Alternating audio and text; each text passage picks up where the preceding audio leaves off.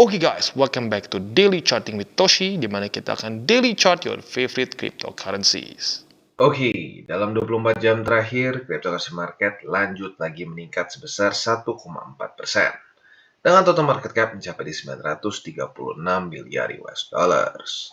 Kita bisa untuk Bitcoin, dia meningkat sebesar 1,32% di angka 19.452. Nah, ini adalah good news. Kenapa? Karena seperti yang kita tahu, ini adalah minggu yang baru, alias sudah terjadi weekly close jam 7 pagi tadi.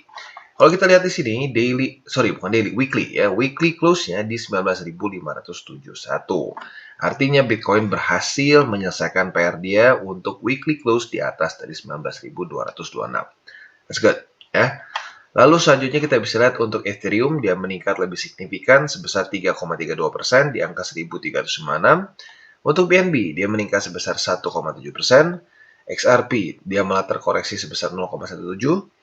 Untuk Cardano, dia meningkat sebesar 1,43, dan Solana meningkat sebesar 1,64, dan yang terakhir Dogecoin 0,83. Jadi overall kita bisa lihat cenderung meningkat, ya. Dan pada minggu ini kita bisa lihat sesuai dengan pembahasan kemarin juga akan ada beberapa data penting di minggu ini seperti services PMI, manufacturing PMI, ada new home sales dan seterusnya, ya. Terutama mungkin yang paling ngaruh ke kebijakan The Fed adalah jobless claims, ya. Nah, untuk economic calendarnya seperti yang kita bisa lihat hari ini, ya, kita geser dulu ini ke GMT plus 7, ya, karena kita tinggal di Indonesia, ya. Kita pindah ke sini. Kita bisa lihat ini hari Senin, dan seperti pembahasan kemarin juga, Senin sebenarnya bisa dibilang datanya dari US jadi nggak ada yang ekstrim penting. Palingnya kita kalau mau lihat di Inggris, ya, arguably lebih penting adalah di besok, ya. Besok itu kan tanggal 25, ya. Yes, tanggal 25. Nah, di sini akan ada data dari US yaitu consumer confidence, dan juga nanti lusanya akan ada data new home sales, ingat gua, ya. Jadi kurang lebih seperti itu, ya. Dan sekali lagi bukan cuma ini aja, tetapi kita akan ada beberapa earnings dari perusahaan-perusahaan ultra besar seperti Apple, Microsoft, Alphabet, Amazon, dan lain-lain pada minggu ini juga. Ya, jadi kita bisa expect akan ada volatilitas pada minggu ini, ya. Oke, nah sekarang kita akan geser ke chartingnya. Seperti yang kita bisa lihat, dia berhasil menaklukkan 19.226 secara weekly maupun daily. Nah, tetapi kita bisa lihat juga dia dengan sangat jelas juga ke-reject oleh MA50 di sini, ya. Jadi sekarang kita akan buat PR baru untuk Bitcoin. Yang pertama adalah bertahan di atas dari MA20 yang sekarang ada di 19.357. Ya, itu adalah PR yang pertama. PR yang kedua adalah kalau bisa dia menembus juga dan reclaim MA50 di daily, ya. Karena kalau kita lihat di sini sudah berapa lama terakhir kali kita bisa tembus. Dan terakhir kali kita tembus pada tanggal 4 Oktober kemarin juga nggak terlalu bagus, ya, karena lagi-lagi Bollinger Band-nya nggak terlalu ideal, ya. Nah, jadi sekarang kalau kita lihat Bollinger Band-nya sudah lebih besar, semoga saja saat sudah reclaim dia bisa dengan lebih tenang dan pelan-pelan bisa reclaim MA50 dan menjadikannya sebagai support, ya. Jadi itu PR untuk lebih ke short term-nya. Nah, PR yang untuk lebih ke long term-nya kita tahu bahwa harus geser ke weekly dan ke index, ya. Nah, yang kita omongin adalah MA20 weekly, ya. Seperti pembahasan kode kemarin-kemarin, MA20 weekly ini adalah salah satu komponen dari bull support band. Yang paling enak langsung kita ganti aja. Bull support band di sini kita akan ganti di sini, ya. Lagi-lagi bull support band ini bisa lu cari, ya. Ini ada di indikator yang gratis sebenarnya, ya. Nah, kalian tinggal klik di sini dan akan keluar. Jadi bull support band ini simpelnya adalah kombinasi antara EMA21 atau Exponential Moving Average 21 dengan SMA 21 atau Simple Moving Average, ya. Nah, bull support band ini sesuai dengan namanya, ini adalah salah satu indikator yang paling sering gue pakai dan paling enak menurut gue secara visual untuk menunjukkan kita dalam kondisi market apa, bear atau bull. Dan gampang banget pakainya, ya. Kalau Bitcoin secara konsisten weekly close di bawah dari bull support band, artinya kita sedang dalam bear market. Dan jelas kita sudah konsisten terus close di bawah dari bull support band, basically sejak sini, ya. Kalau waktu di Desember 2021 sampai di Maret, arguably masih sempat ada perlawanan. Tetapi setelah jebol pada April, ya, langsung terus-menerus dia mengalami pelemahan dan signifikan, otomatis masuk dalam bear market. Ya. Apa yang kita cari? Kalau paling gampangnya kita lihat di siklus sebelumnya.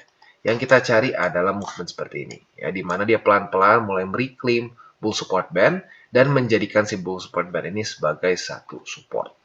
Dan kalau kita benar-benar mencari yang paling idealnya, kita ingin yang seperti ini, ya, daripada yang seperti 2020, 2021 di mana naiknya terlalu cepat, lebih baik kita pelan-pelan tapi sedikit-sedikit mengunjungi si bull support band. Jadi kesannya kayak teori lu sungkem gitu ya. Ini udah lama gue nggak bahas nih teori sungkem ini ya. Jadi semakin lu sering sungkem ke bull support band, ya, naiknya nggak terlalu cepat, ya. Justru si bull market ini akan lebih sustainable. Lu lihat di sini, dia naik, lalu sungkem, naik, sungkem, naik, sungkem. Jadi ya kayak anak lah. Kalau kita durhaka gitu, jarang sungkem, jarang misalnya ngunjungin ortu kita lah gitu kesannya. Nah, kita suka gagal gitu ya. Nah, jadi lagi-lagi harapan gue seperti ini dibandingkan dengan di siklus yang kemarin di 2021 ya. Oke, jadi kurang lebih seperti itu gambarannya untuk Bitcoin ya, quite simple. Dan kenapa gue mulai bahas bull support band ini? Karena sudah semakin dekat ya. Kita bisa lihat yang paling rendahnya itu di 20.689. Jadi kalau sudah mulai retest ke sini, tentunya ini akan bisa menjadi salah satu hal yang menentukan apakah Bitcoin akan reversal, mulai geser ke bull market, atau masih terus terjebak dalam bear market. Ya, jadi kurang lebih seperti itu. Untuk ini kita ubah dulu lagi ke Bollinger Band ya. Dan kita akan geser ke DXY. Untuk DXY, dia sebenarnya ada sedikit penguatan ya. Kemarin, atau lebih tepatnya hari ini, dia open masih di 111, tapi sekarang running di 112. Nah, semoga saja di akhir hari ini dia bisa lanjut lagi ke reject oleh 111,99 dan mulai lagi retest MA50. Yaitu harapan secara TA-nya. Dan untuk Nasdaq, untuk S&P, dia mulai juga mendapatkan satu rally ya. Jadi ya lagi-lagi korelasinya cukup besar dengan Bitcoin sekarang ya. Oke, jadi overall seperti itu untuk makronya. Nah, sebelum kita masuk ke buy limit, seperti biasa gue ingin ingatkan bahwa DCWT ini bukanlah financial advice ya. Dan yang kedua, tujuannya ini bukan bagi-bagi sinyal. Nah, gimana caranya buat mendukung TCI? Ada banyak ya. Lu bisa like our video, bisa subscribe ke channel kita, bisa juga share video kita ke teman-teman lu yang mungkin masih bingung mengenai cryptocurrency dan pengen pelan-pelan belajar bagaimana cara yang lebih efektif untuk averaging. Nah, bisa lu refer ke kita ya. Dan selain itu juga lu bisa menggunakan link referaksi di bawah. Ada banyak banget, ada belasan cryptocurrency exchanger kelas dunia yang lu bisa pilih ya. Oke, sebelum kita lanjut, kita akan dengar dulu pesan-pesan dari sponsor kita pada hari ini. Oke, today's video is brought to you by BitGet. Dimana kita bisa di sini, BitGet memberikan benefit eksklusif untuk pengguna baru. Nah, di sini ada satu event yang dimana kita tinggal melakukan perdagangan pertama kita bisa mendapatkan berbagai macam hadiah.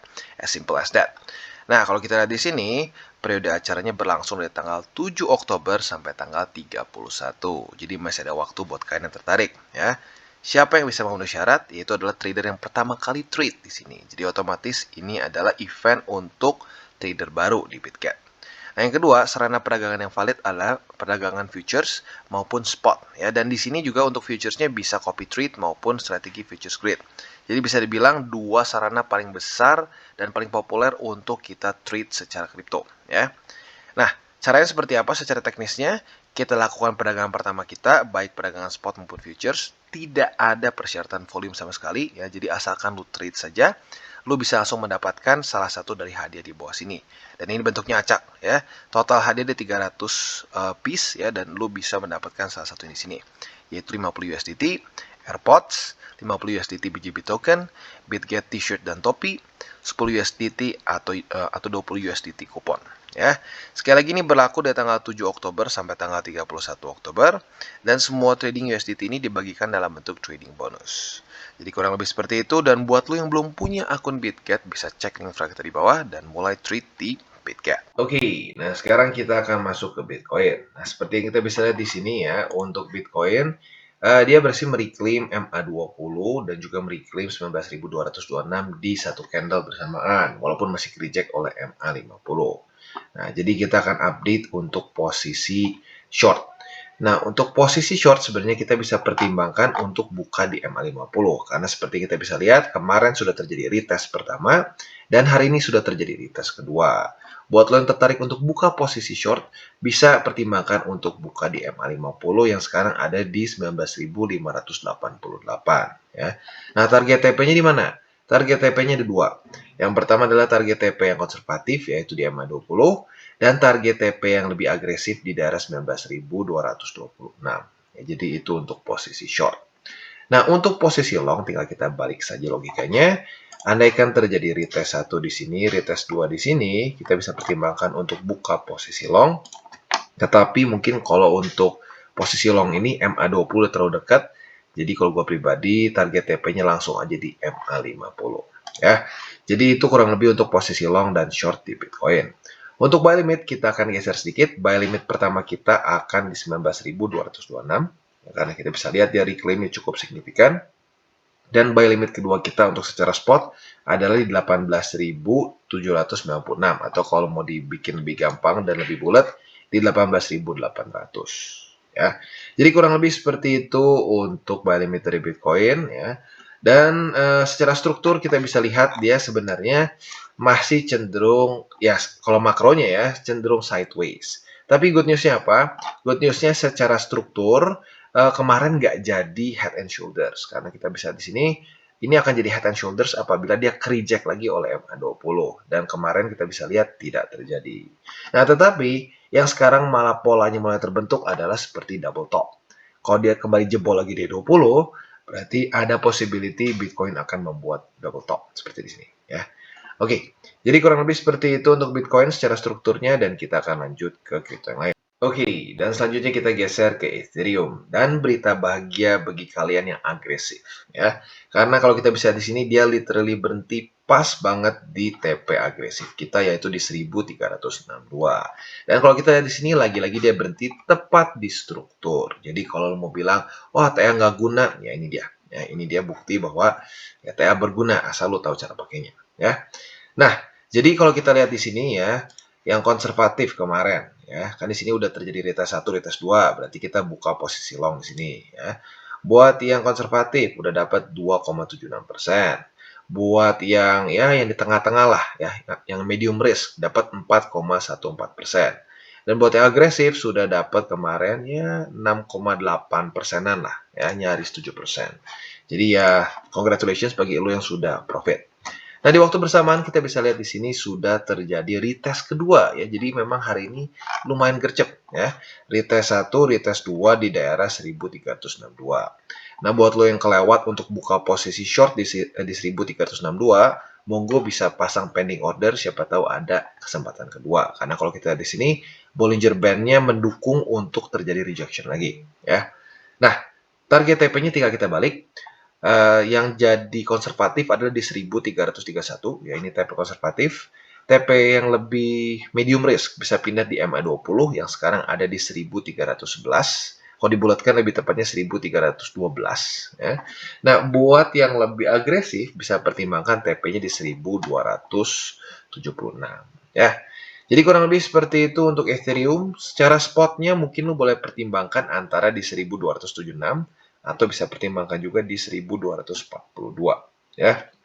Dan secara struktur nggak terlalu banyak berubah, tetapi kalau dia berhasil menaklukkan struktur di sini ya dan mulai retest MA50, nah ini ada peluang untuk untuk Ethereum breakout ya.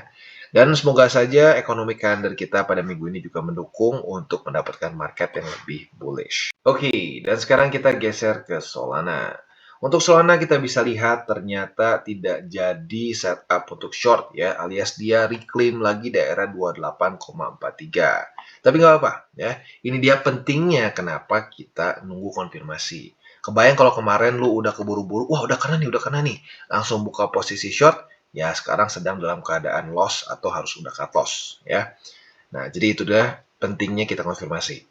Nah, jadi yang sekarang mungkin malah terbentuk adalah peluang untuk buka posisi long ya.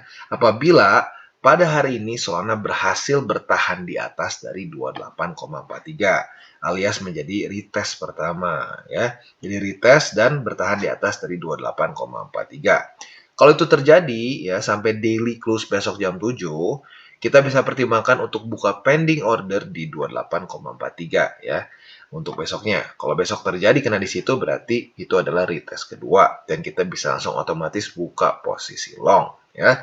Target TP-nya di mana? Target TP-nya kita ada dua. Yang pertama adalah target TP yang lebih konservatif, yaitu di daerah 29,55. Dan bahkan kalau kita lihat ya, ini sedikit kurang turun.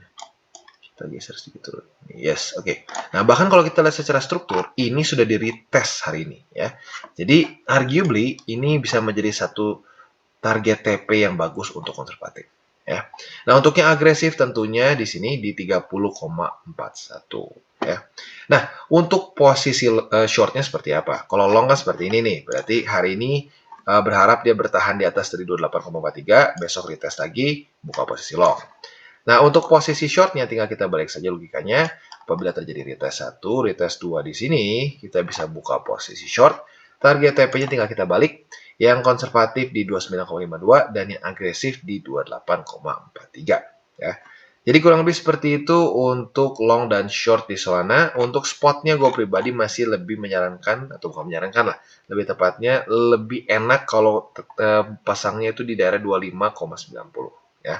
Oke, dan sekarang kita geser ke Matic. Nah, untuk Matic kita bisa lihat dia tiba-tiba membuat suatu higher high yang cukup signifikan. Ya, tiba-tiba menembus struktur di 0,85, 0,86, dan bahkan close-nya itu di daerah 0,89. Ya, luar biasa, nyaris 90 sen. Nah, gimana nih posisi short kemarin? Karena kalau kita lihat di sini, pembahasan terakhir kita adalah sudah terjadi retest 1 dan retest kedua di 83 sen.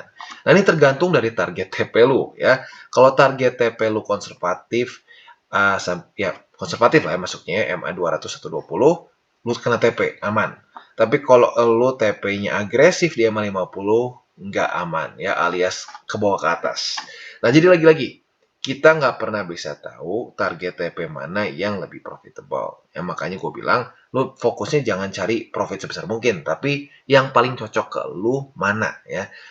Apa namanya, manajemen risiko, bukan manajemen risiko, tapi risk tolerance kalian lebih di mana? Kalian high risk, medium, atau konservatif ya. Jadi kurang lebih untuk Matic yang sekarang kita bisa harapkan adalah posisi long di daerah 86, itu paling dekat ya. Jadi kalau sampai terjadi seperti ini, retest 1, retest 2, kita bisa pertimbangkan untuk buka posisi long. Nah, Bang, target TP-nya di mana nih kalau dapat posisi long? Nah, itu akan kita bisa TP di struktur yang nanti akan terbentuk. Sayangnya belum ada nih ya. Jadi kita lihat kalau sampai dia udah mulai ada lagi turun ke bawah atau mulai koreksi, nah di situ bisa menjadi satu struktur baru dan itu bisa menjadi target TP yang baru kita juga ya. Untuk posisi short, mungkin yang lo bisa pertimbangkan sekarang adalah kalau sampai dia tembus 85 lah. Kalau 86 terlalu nanggung di sini ya. Ini price range-nya terlalu mepet, nggak enak ya. Jadi yang mungkin lo bisa pertimbangkan posisi short yang sekarang adalah kalau dia tembus ke sini, retest 1, retest 2, nah lo bisa pertimbangkan untuk short di sini dengan target TP di 83 sen ya. Jadi kurang lebih seperti itu untuk Matic secara posisi long dan short.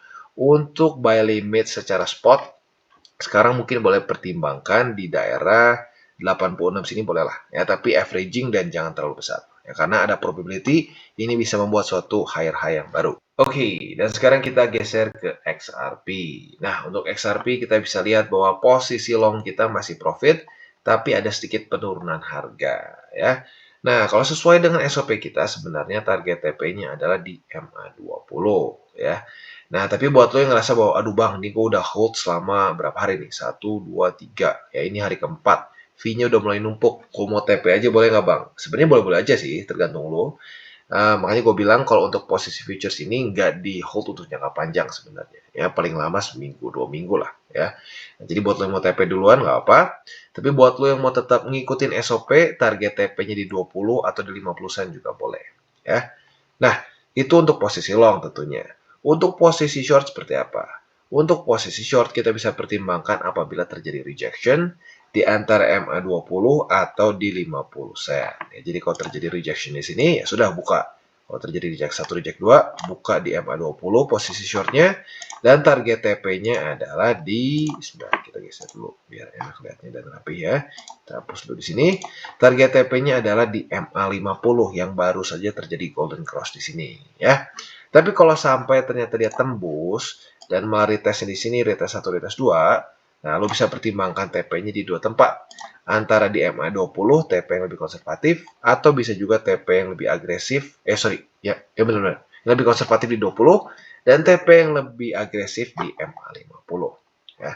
Jadi kurang lebih seperti itu untuk XRP secara posisi long dan short. Untuk posisi spotnya sekarang kita geser dari MA200 jadi ke MA50 ya. Jadi kurang lebih seperti itu untuk DJWT kita pada hari ini. Dan sebelum kita tutup, seperti biasa aku ingatkan, jangan over leverage, jangan pakai uang panas ya. Lebih baik konsisten masukin duit yang gak terlalu besar, boleh ratusan ribu, boleh jutaan, daripada masukin ratusan juta tapi uang pinjaman ya. Oke guys, jadi itu adalah akhir dari segmen DCWT kita pada hari ini. Dan jangan lupa bagi kalian yang merasakan manfaat dari segmen ini, jangan lupa untuk share ke teman-teman kalian. Dan apabila lu pengen mensupport channel kita, ya TCI, jangan lupa untuk menggunakan link referral kita di bawah. Nggak wajib ya, tetapi apabila lu menggunakan link referral kita di bawah, ada macam-macam ya, dari Bybit, Huobi, Maxi, toko kripto, dan banyak lagi ya. Ya, walaupun nggak wajib, tapi kalau menggunakan link referral kita, lu secara langsung membantu perkembangan dari TCI. Dan satu lagi, jangan lupa juga untuk join Telegram group kita, di mana kita bisa ngobrol-ngobrol santai mengenai dunia cryptocurrency secara dua arah. So, jangan lupa untuk like, subscribe, click the bell icon, and see you on the next video.